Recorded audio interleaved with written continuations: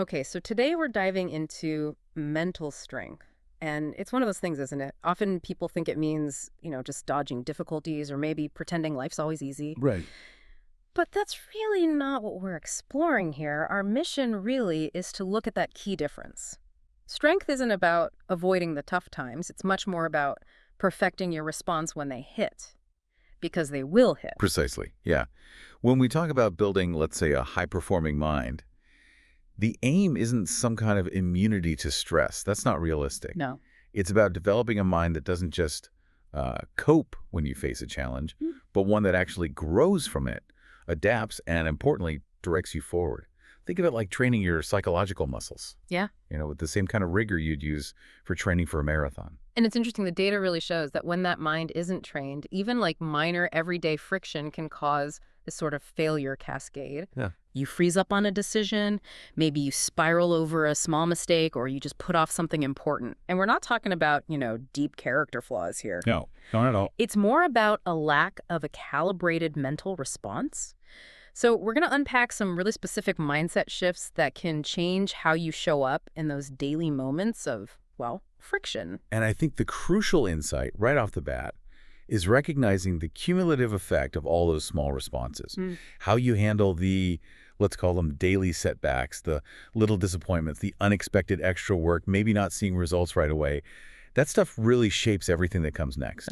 Mastering the small comeback, that's kind of the secret to winning the bigger ones. Okay, so let's unpack that foundation then, the resilience piece. Yeah. Because like you said, difficulty rarely shows up first as some huge life crisis. Right, usually smaller. Yeah, it appears in these little tests. The alarm clock you really want to snooze, that email you're kind of dreading replying to, or maybe getting a small idea shot down at work. Those moments, especially when your energy's low, those are the real tests, aren't they, of your internal alignment. And this is where we can introduce this idea of psychological leverage. True mental strength isn't about just magically conjuring up motivation out of nowhere. Right. It's much more about drawing on your own, let's say, historical data. The most powerful self-reminder you actually possess is incredibly simple. It's just, I've done hard things before. Okay, that makes intuitive sense. But is that just, positive thinking, like telling yourself something nice? Or does that phrase actually carry real psychological weight? What's the mechanism there? Oh, it definitely carries weight. It creates what psychologists call continuity.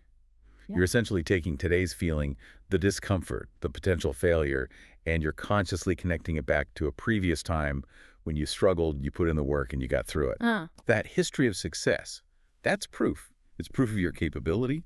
It anchors your confidence, maybe quietly, but really reliably.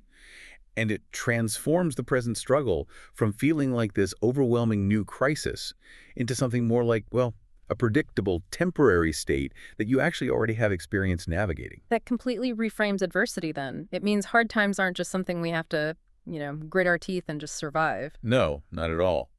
They are, in fact, necessary tools for self-correction.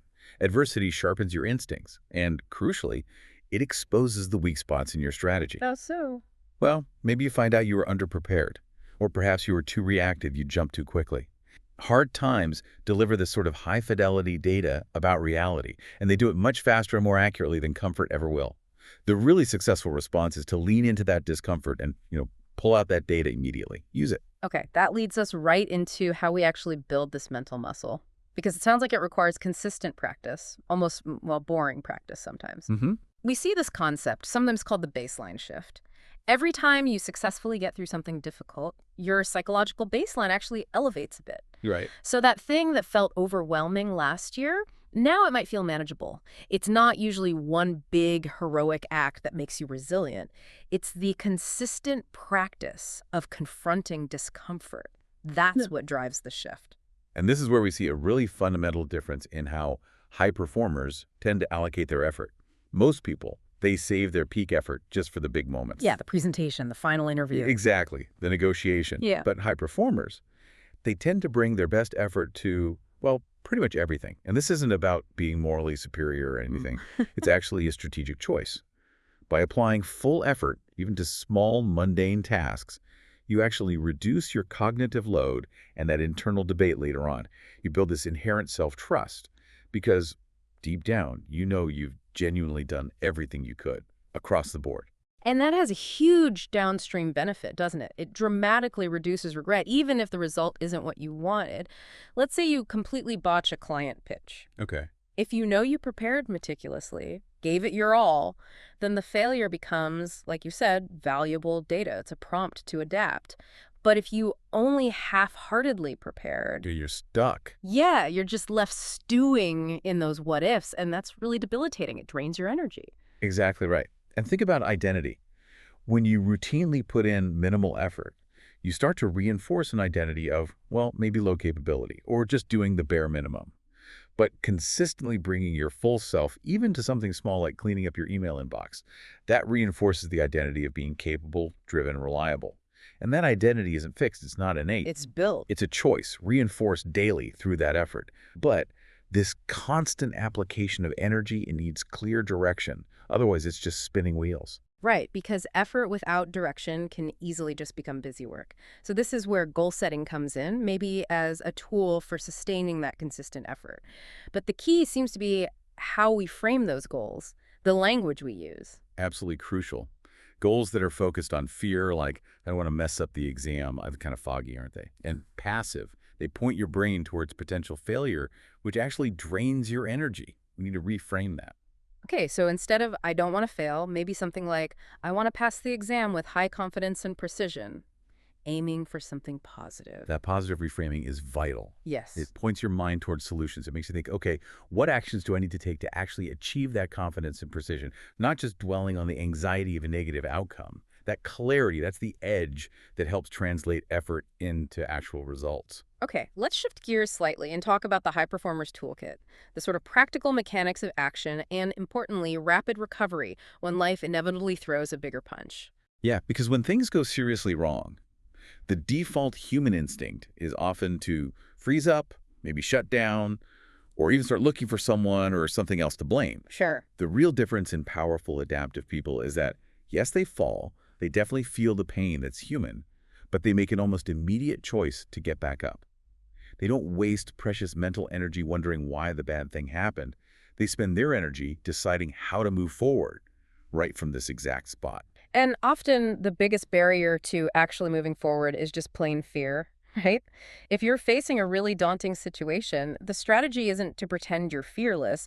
It's more about acknowledging the feeling. Yes, exactly. The very first step is just to name it. Say it to yourself, Yeah. okay, I feel intense nervousness right now, or whatever the feeling is. Once you acknowledge it, you can sort of treat that fear like a noisy passenger in the car, not the driver. I like that analogy. Yeah. If you can shout comments at you. You can't do this. This is too hard. But you keep your focus locked on the road ahead, which is the desired outcome you're aiming for. So you're essentially channeling that adrenaline rush, that physical response. You're recognizing fear for what it fundamentally is. Yeah. Energy. It's just biological preparedness kicking in. So if you can channel that energy into, say, preparing more thoroughly or focusing really intensely on delivering your key message during that presentation, you haven't magically become fearless. No. You've simply learned to be braver by putting that adrenaline, that energy, to constructive work. And that bravery becomes absolutely essential when dealing with setbacks, thinking of them not as stop signs, but more like calibration points or maybe detours. How do we quickly move from that moment of failure back into forward momentum? Well, there's a pretty dependable three-step rapid reset loop you can use. Step one is refocus on the goal immediately. Reconnect with your driving purpose, why you started this in the first place. So if you just lost a major client account, maybe you take a second to picture what a successful future client relationship looks like. That provides direction again and purpose. Okay, refocus. And step two then must be dealing with that internal noise, the chaos that usually follows a failure. Exactly right. Step two is externalize the cognitive distortions. Basically, get those dramatic internal thoughts out of your head. Write them down. I'm an imposter. I'll never succeed. Whatever they are, write them down to study them. Not to believe them. Not to feed them. When you make them visible, you can treat them like data to be analyzed, not like gospel truth. It stops the negative narrative spiral. Okay, that makes sense. And the final step, the one that actually creates movement. Step three, take one small action. And this cannot be passive. This is the crucial moment where you start rebuilding momentum. It could be something really small, maybe drafting a slightly better study plan, sending just one email asking for specific feedback, or even just cutting out one major distraction from your workspace. That small positive action immediately starts to rebuild confidence and reminds you, crucially, that you're not powerless, even when things feel chaotic. That's where it really gets sharp, isn't it? Every single time you successfully run through that reset loop, refocus, externalize, axed, your mind actually becomes more flexible, more capable. Failure stops being proof that you're inadequate. Right. It just becomes high-fidelity data, like you said earlier, informing your next adaptation, your next move. And if we synthesize all of this, mental resilience ultimately means you dramatically shorten the time you spend dwelling in the storm, feeling stuck. High performers, they understand they can't stop storms from coming. What? That's life. Yeah. But they can ensure they walk through that storm with maximum clarity, focus, and a really calibrated plan for immediate recovery and forward action. They don't stay down long. So what does this all really mean for you, listening right now, when you consistently apply these shifts we've talked about, remembering your own history of resilience, demanding full effort from yourself, and actively using that three-step reset loop when you stumble? You are giving yourself concrete, daily proof that you are capable of building and maintaining the life you want, no matter how difficult things get. And that leads us to a powerful final thought, really focusing on what you genuinely control. Effort is perhaps the singular variable in life that you fully, completely own. No one can take that away from you. So the question becomes, what small directed action will you take this week to fully harness that control and demonstrate your own capability back to yourself?